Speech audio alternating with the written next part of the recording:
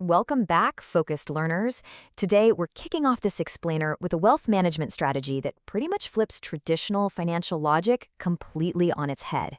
When we think of extreme wealth, founders with massive stakes in tech giants or legacy empires, we just naturally assume that when they want to fund a new venture, buy a massive estate, or just pick up a new yacht, they simply sell off a tiny slice of their stock. I mean, it makes total sense, right? They've got the capital. But the reality is actually entirely different. Instead of liquidating their assets to get cash, the ultra-wealthy will frequently just walk into a bank and take out a massive loan. So we're going to unpack exactly why taking on debt is actually the preferred tool of the billionaire class and how this totally counterintuitive approach works in the real world. Which immediately brings us to a pretty massive paradox. Why on earth would someone willingly choose to pay millions in interest on a loan when they already own literally billions of dollars in assets? It feels incredibly counterintuitive. For most of us, having endless wealth means the ultimate luxury of never owing anyone anything ever again, right? Debt is usually seen as this heavy burden we want to eliminate, definitely not a tool to go out and acquire. And yet, highly successful entrepreneurs and brilliant investors actively choose to go into debt. To understand why, we really have to look past the surface-level mechanics of, say, a standard checking account and peer into the high-level plumbing of extreme wealth. Okay, let's dive into this. The average assumption is super straightforward. You need liquidity, so you sell some shares to get cash. It's a simple, linear transaction. But the billionaire reality, it diverges completely from that playbook. Instead of giving up their equity, they keep their ownership totally intact and borrow against those shares instead. They leverage the sheer weight of their paper wealth to access institutional capital. It's a fundamental divergence in how we think about financial behavior. And to figure out exactly why this gap exists, we have to look at the absolute number one adversary of accumulated, unrealized wealth.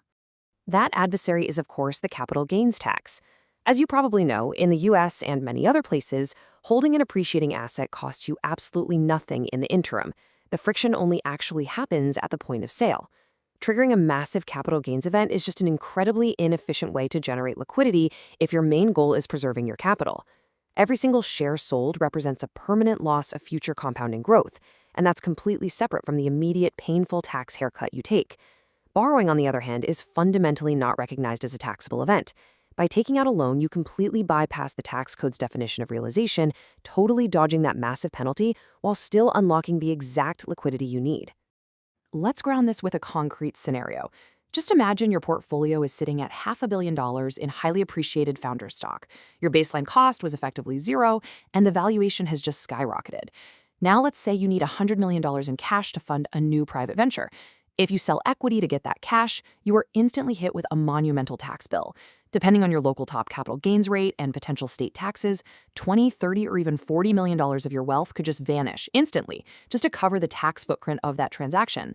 It's a brutal, permanent reduction of your capital base, and high net worth individuals are, understandably, highly motivated to avoid it. And this brilliantly illustrates the alternative solution they use instead. Rather than liquidating, it's a really strategic three-step maneuver. First, keep the shares fully invested. Let them run. Second, pledge that massive portfolio to a major financial institution as collateral. Third, secure a low-interest credit line or a structured loan for the exact cash you need. This is honestly the ultimate having your cake and eating it too scenario in modern finance. The underlying equity remains completely untouched. So if the company's valuation keeps climbing, the founder captures every single dollar of that upside, all while cleanly accessing the millions in liquidity they needed through the debt markets. Now, what's really interesting about this is that it also reveals the hidden dangers of the approach. Because to be clear, this isn't just some magical, risk-free money printer. It is heavily collateralized debt, and it comes with some severe strings attached. If macroeconomic conditions sour and the underlying equity takes a massive hit, well, the math breaks down really fast.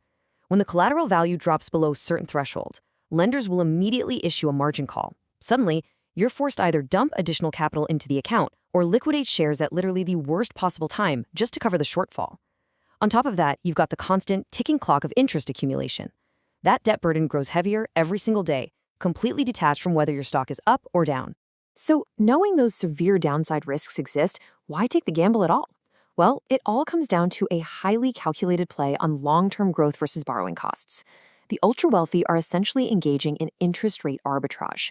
They secure these massive loans because they have deep conviction that the annualized, long-term growth of their equity is going to substantially outpace the cost of their debt. Think about it. If their portfolio compounds at an average of 8% a year and their negotiated loan interest is only around 3 or 4%, they are effectively being paid to borrow. They are betting on the continued appreciation of their assets over the baseline cost of capital. It's that simple. But hey, we definitely need a quick reality check here. This specific liquidity strategy, it's generally walled off for anyone without substantial, highly concentrated assets. Private wealth divisions at major banks don't just hand out ultra-flexible, rock-bottom interest rate loans backed by a standard, everyday retirement account. This is bespoke financial engineering specifically designed for the top fraction of a percent. For the vast majority of retail investors, attempting to heavily leverage a modest portfolio is incredibly reckless. The most effective practical path for building wealth remains the fundamentals: disciplined asset allocation, responsible budgeting, and consistent long-term investing without the added fragility of margin debt. So the crucial point is something that fundamentally shifts how we actually view wealth creation.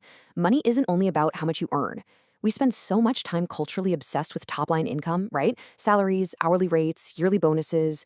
But watching how the billionaire class operates proves that income generation is only one small piece of a much, much larger puzzle.